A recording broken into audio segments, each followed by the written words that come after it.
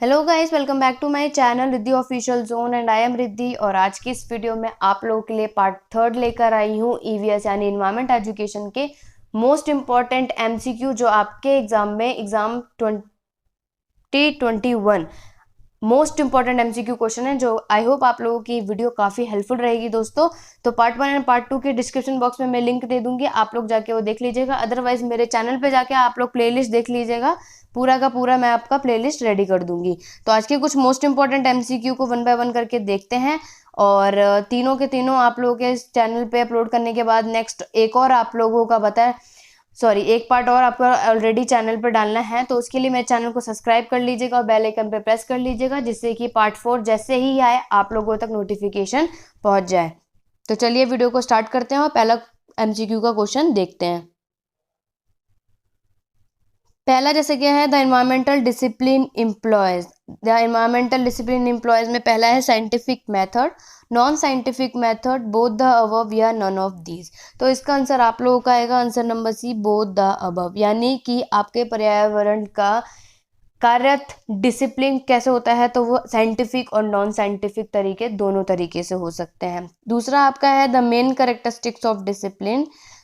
तो आपको ये बताना है कि आपके डिसिप्लिन का मेन कैरेक्टरिस्टिक्स क्या है, यानी मेन घटक के बारे में आपको बताना है। तो पहला है ओन कंटेंट, दूसरा own area of study, third one is own method of study, या फिर ऑल ऑफ दीज। तो इसका आंसर आएगा आंसर नंबर डी, यानी कि ऑल ऑफ दीज। थर्ड है environmental education can also be provided by. Environmental education को किसने प्रोवाइडेड कराया है? एनएसएस ने, एनसीसी ने, को करिकुलर, या फिर ऑल ऑफ दीज। तो इसका आंसर भी आपका ऑल ऑफ दीज आएगा। मैंने आप लोगों के एमसीक्यू के क्वेश्चन जो बनाए हैं दोस्तों, वो काफ़ी हद तक ऐसे कंटेंट लेकर आई हूँ जिससे कि काफ़ी स्टडी के बाद आप लोगों के ऑप्शन ऐसे रखे हैं। लाइक ऑल ऑफ दीज से आपको ये हेल्प रहेगी कि आप लोगों को ये हेल्प रहेगा कि सिर्फ एक ही इंपॉर्टेंट नहीं है, उससे रिलेटेड और भी चीज़ें उसमें इंक्लूड है। अदरवाइज जैसे आप ये देख सकते हैं कि अगर मैं बोलूँगी कि यहाँ पे मेन कैरेक्टरिस्टिक्स हैं, अगर इसमें मैं ओन एरिया का ही ऑप्शन डाल देती, बाकी कोई और ऑप्शन में कुछ और चीज़ डाल देती, तो आप लोगों को सिर्फ ओन एरिया ऑफ स्टडी के बारे में पता होता। इसलिए मैंने कोशिश की है कि तीनों ही चीज़ आपके जो इंक्लूड होती हैं वो करके ऑल ऑफ दीज का आंसर सेटअप कर पाऊँ, जिससे कि आप लोगों को हर एक पॉइंट्स के बारे में पता हो। नेक्स्ट देख लेते हैं, area of research of EE is the. EE का मतलब होता है एनवायरमेंटल एजुकेशन। पहला आपका है सोशल इकोलॉजी, दूसरा environmental health, C is the conservation and management, और D and the all of this. तो इसका आंसर भी आपका क्या आएगा? All of this. यानी कि ये तीनों ही चीज किसका? आपके area of research of environmental education में इंक्लूड होती हैं। नेक्स्ट फिफ्थ है इंटरडिसिप्लिनरी अप्रोच मीन्स। पहला है इंटरएक्शन ऑफ टू और more discipline, joint effort to a problem of two और मोर डिसिप्लिन, सी है कोऑपरेटिव स्टडी टू और more discipline, and D is the last of all of these. तो इसका answer भी आप लोगों का डी आएगा, यानी कि ये तीनों ही चीज आपके इंटरडिसिप्लिन अप्रोच में इंक्लूड होती है। इंक्लूड इन द सेंस की अप्रोच का मतलब ये तीनों ही होता है। चलिए आगे देखते हैं। सिक्स्थ है आप लोगों का the source of water pollution is. The source of water pollution is the, कि आपको वाटर पोल्यूशन यानी कि जल प्रदूषण के स्रोत के बारे में बताना है। तो पहला है activities of man, natural source, C है both the above and none of these. तो इसका आंसर आएगा बोथ द अबव, यानी कि एक्टिविटीज ऑफ मैन की एक्टिविटी और जो आपका नेचुरल सोर्सेज है वो दोनों ही आप लोगों का क्या है? वाटर पोल्यूशन के सोर्सेज हैं। सेवंथ है the pollutant of environment is the. पहला है कार्बन गैस, दूसरा डस्ट, तीसरा क्यूमुलेटेड कंपाउंड, या फिर डी ऑल ऑफ दीज। तो आपको ये बताना है कि इन्वायरमेंट को पॉल्यूटेंट किस वजह से होता है। तो ये तीनों ही चीज आपकी इंक्लूड होती है, यानी कि option D all of these include होगा। एट्थ आएगा the main aspect of environmental pollution is. पहला है air pollution, water pollution, soil pollution, या ऑल ऑफ दीज। आपको मेन कारण बताना है इन्वायरमेंटल का पॉल्यूशन होने का, तो ये ऑल ऑफ दीज आएगा। ऐसा नहीं है कि सिर्फ एयर या वाटर से ही होता है, आप लोगों को पता है सॉइल से भी है, थर्मल पॉल्यूशन भी होता है, नॉइज पॉल्यूशन भी होता है। तो इनके ऑप्शन में आप लोगों के कुछ भी ऑप्शन आ सकते हैं दोस्तों। तो आप लोग नॉइज भी लिख सकते हैं, और जो थर्मल है तो थर्मल भी इसमें इंक्लूड हो सकता है, राइट। नाइन्थ है आपका the pollutant of air pollution is the sulphur content, carbon gas, dust pollution, या फिर ऑल ऑफ दीज। यानी कि जो आपका पॉल्यूटेंट है उसमें एयर पॉल्यूशन का मेन पॉल्यूट क्या है, तो वो आपका कौन सी गैस से होता है? डी, यानी ऑल ऑफ दीज। उसमें सल्फर भी मिला होता है, कार्बन गैस भी होती है, और डस्ट में भी पॉल्यूशन होता है। नेक्स्ट है water pollution is due to. Water pollution किसकी वजह से होता है? Acid rain, industrial waste, solvent, या फिर ऑल ऑफ दीज। तो इसका आंसर भी आप लोगों का क्या आएगा दोस्तों, वाटर पोल्यूशन आपका ऑल ऑफ दीज, यानी कि एसिड रेन, इंडस्ट्रियल के वेस्ट से भी आपका वाटर पोल्यूशन हो जाता है और सॉल्वेंट से भी, राइट। ये आपका 10th क्वेश्चन है। आगे का चलिए देख लेते हैं। 11th है आप लोगों का, the environmental prevention act was formed इन, यानी जो आपका एनवायरमेंटल प्रिवेंशन एक्ट कब फॉर्म हुआ था, कौन से ईयर में, 1978, 1972, 1981 या फिर 1987। तो इसका आंसर आएगा सी, यानी कि 1966, सॉरी इसमें 1966 नहीं, इसका आंसर आएगा आप लोगों का दोस्तों, एक सेकेंड, 11th का आपका राइट आंसर है the environmental prevent act was formed in, is the right answer है 1986, right. The main aspect of environmental pollution is the, main aspect बताना है आपका एनवायरमेंटल पोल्यूशन का, तो आपका इसका आंसर क्या आएगा, air pollution, water pollution, soil pollution या फिर ऑल ऑफ दीज। तो इसका आंसर ऑप्शन नंबर डी आएगा। Water pollution is due to acid rain, industrial waste, solvent या ऑल ऑफ दीज। तो इसका आंसर आपका ऑल ऑफ दीज आएगा। नेक्स्ट है the environmental prevention act was formed in, तो ये कौन से ईयर में हुआ था, तो आपका इसका आंसर क्या आएगा, 1968, 1986 या फिर 1966 या फिर लास्ट है 1976। तो इसका आंसर आएगा आंसर नंबर बी, यानी कि 1986 is the right answer. Next is ये है, क्या आप लोगों को यहाँ पे बोला गया है, नेक्स्ट आपका ऑप्शन आता है ozone depletion is due to, ozone depletion is due to, तो पहला ऑप्शन आएगा आप लोगों का ऑक्सीजन, दूसरा कार्बन डाइऑक्साइड, तीसरा है CFCS और चौथा है नाइट्रोजन। तो इसका आंसर आएगा आपका CFCS is the right answer of 15। आप लोग इसका स्क्रीनशॉट ले सकते हैं दोस्तों, जिससे कि काफ़ी आप लोगों के लिए हेल्पफुल हो जाए वीडियोस। अगर आप लोगों को वीडियो में अगर आपने एसएस नहीं लिया है तो आप बैक जाकर उन सब का एसएस ले सकते हैं। आगे बढ़ते हैं 16th पे, green house is due to, green house is किस कारण से होता है, methane gas, carbon dioxide, nitrogen oxide या फिर ऑल ऑफ दीज। तो ग्रीन हाउस का आंसर क्या आएगा, आंसर नंबर डी, यानी कि ऑल ऑफ दीज। इन सारे ही कारणों की वजह से green house is due to. Acid rain is due to का पूछा गया है, तो nitric acid, sulphuric acid, hydrochloric acid या फिर ऑल ऑफ दीज। तो इसका आंसर ऑप्शन नंबर डी आएगा।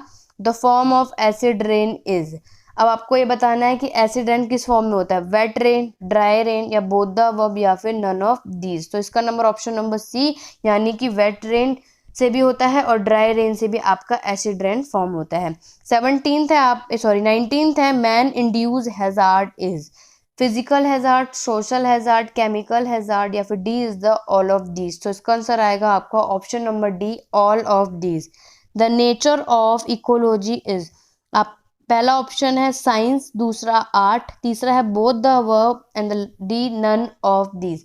तो इसका आंसर आप लोगों का क्या आएगा, द नेचर ऑफ का सी इज द राइट आंसर, यानी कि साइंस एंड आर्ट दोनों ही आपके नेचर ऑफ इकोलॉजी में इंक्लूड होता है। आगे बढ़ते हैं 21 पे। 21 में the content area of ecology बताना है, द एनवायरमेंट, दूसरा बायोम्स, तीसरा होता है द रिलेशनशिप और चौथा होता है नन ऑफ दीज। तो इसका आपका राइट आंसर क्या होगा, क्योंकि इसमें आप लोगों का कंटेंट पूछा गया है, the content of area of ecology, तो इसका ऑप्शन नंबर सी आएगा, उनके रिलेशनशिप से। नेक्स्ट है the form of ecosystem is manmade, natural, atmospheric या ऑल ऑफ दी। जैसे कि आप लोगों को पता है दोस्तों इकोसिस्टम के बारे में, मैं यहाँ पे क्लैरिटी इसलिए नहीं बता रही हूँ, मैंने अपने चैनल पे प्लेलिस्ट में पूरा डिटेल में आप लोगों को बता रखा है, तो इसलिए मैं एमसीक्यू को ज़्यादा एकदम डिटेल में नहीं बता रही हूँ। अगर आप लोगों को किसी टॉपिक को डिटेल में जानना है तो आप मेरे चैनल पे जाके प्लेलिस्ट में एनवायरमेंट एजुकेशन का देख लीजिएगा, तो उसमें मैंने इकोसिस्टम एनवायरमेंट के बारे में हिंदी इंग्लिश दोनों ही मीडियम में अपलोड कर रखी है। तो इसका आंसर मैनमेड, नेचुरल, एटमॉस्फेरिक या फिर ऑल ऑफ दीज आएगा। तो इसका आंसर आएगा all of these. The ecosystem is given by, ये तो आप बोल दीजिए कि मोस्ट इंपॉर्टेंट है, 23rd क्वेश्चन ये आपके पेपर में आ सकता है कि इकोसिस्टम किसके द्वारा दिया गया, इवांस, एजी तांसले, सीई कर्ल या LR टेलर। तो इसका राइट आंसर मैक्सिमम बच्चों को पता भी होगा, A G Tansley is the right answer. The food chain is affected by, food chain किसे अफेक्ट करती है, ह्यूमन की एक्टिविटी को, नेचुरल इवेंट को या बोथ द अबव या नॉन ऑफ दीज। जैसे कि आपको पता है दोस्तों कि फूड चेन क्या होता है, तो इससे आपको फर्क क्या पड़ सकता है कि जो फूड चेन का इफेक्ट होता है, तो इनके ऑप्शन आप लोग बोल सकते हैं ऑप्शन नंबर सी। यहाँ पे ऑप्शन में यहाँ पे गलत ऑप्शन उतर गए हैं, तो आप लोग यहाँ पे राइट डाउन कर सकते हैं। ये पहला ऑप्शन में आपको लिखना है ह्यूमन की एक्टिविटीज, पहला आपका ह्यूमन की एक्टिविटीज़ आ जाएगा, दूसरा आपका हो जाएगा नेचुरल इवेंट्स, और तीसरा आपका हो जाएगा बोथ द अबव, और चौथा हो जाएगा नन ऑफ दीज। तो इसका आंसर आएगा बोथ द अबव, यानी कि ह्यूमन और नेचुरल इवेंट्स, यानी कि नेचुरल और ह्यूमन दोनों ही तरीके से फूड चेन पे अफेक्ट पड़ता है। 25th है the solar energy is converted into food energy by organism, human beings, plants या फिर बर्ड्स। तो इसका आंसर आएगा सी, प्लांट से आप लोगों के सोलर एनर्जी कन्वर्ट होता है किसमें, फूड एनर्जी में।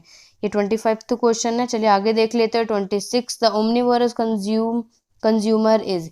ये तो मोस्ट इंपॉर्टेंट है, काफ़ी बच्चों को इसका आंसर पता ही होगा कि ओमनीवोरस जो होते हैं वो कंज्यूम क्या करते हैं, green plants, human beings, man या फिर बर्ड्स। तो ओमनीवोरस कौन होते हैं, मैन। हार्बीवोरस कंज्यूमर कौन होते हैं, काओ, डियर या फिर रैबिट। तो इसका आंसर आ जाएगा ऑल ऑफ दीज, क्योंकि ये वो जानवर होते हैं काओ, डियर और रैबिट जो सिर्फ ग्रीन प्लांट या फिर प्लांट्स या फिर ग्रीन प्लांट से रिलेटेड कोई भी हरी चीज़ें खाते हैं। कार्निवोरस कंज्यूमर जैसे कि आपका ऑप्शन है ए डियर यानी हिरन, दूसरा बी लॉयन, सी काओ या नन ऑफ दीज, इनमें से कोई नहीं। तो इसका ऑप्शन नंबर बी होगा लॉयन, क्योंकि लॉयन एक कार्निवोरस है जो कि आप लोगों का किस में आ जाएगा, जो फ्लैश खाने वाली चीज़ें होती हैं। 29 है the main expect of ecology is, पहला आएगा ऑटोकोलॉजी, दूसरा जाइनोकोलॉजी, सी आएगा बोथ द अबव, और डी आ जाएगा आपका नन ऑफ दीज। तो आपका मेन एस्पेक्ट बताना है इकोलॉजी का, तो इसका आंसर क्या आ जाएगा, बोथ द अबव। डी 30 है cause of threat to biodiversity is, आपको कारण बताना है बायोडाइवर्सिटी के कॉज का, तो डिजीजेज, हैबिटेट लॉस, सी है डिग्रेडेशन या पॉल्यूशन, या फिर ऑल ऑफ दीज। तो इसका आंसर आएगा D is the right answer, all of these. ये तीनों ही कारण आपके किसके हैं, थ्रेट ऑफ बायोडाइवर्सिटी के। आई होप आप लोगों को ये वीडियो पसंद आई होगी दोस्तों। तो वीडियो अगर पसंद आई है तो लाइक शेयर जरूर कीजिएगा, और अगर आप लोगों को ईवीएस के नोट्स चाहिए होंगे तो आप लोग मुझे इंस्टाग्राम पे मैसेज या फिर कमेंट बॉक्स पे कमेंट करके बता दीजिएगा कि आप लोगों को ईवीएस के नोट्स हिंदी या इंग्लिश कौन से मीडियम में चाहिए होगा। उसके बाद मैं आप लोगों को इस मैसेज जरूर करूँगी। अगर आपको ऐसा लगता है ऐसी कोई वीडियो जो आपके लिए बहुत ज़्यादा बेनिफिशियल है, मेरे चैनल पर अपलोड नहीं है, तो दोस्तों आप मुझे कमेंट कर दीजिएगा, जिससे कि मैं जल्द से जल्द वो वीडियो आपके लिए लेकर आ जाऊँ। तो आज की छोटी सी वीडियो बस इतनी है, नेक्स्ट वीडियो पे मिलते हैं। Thank you for watching.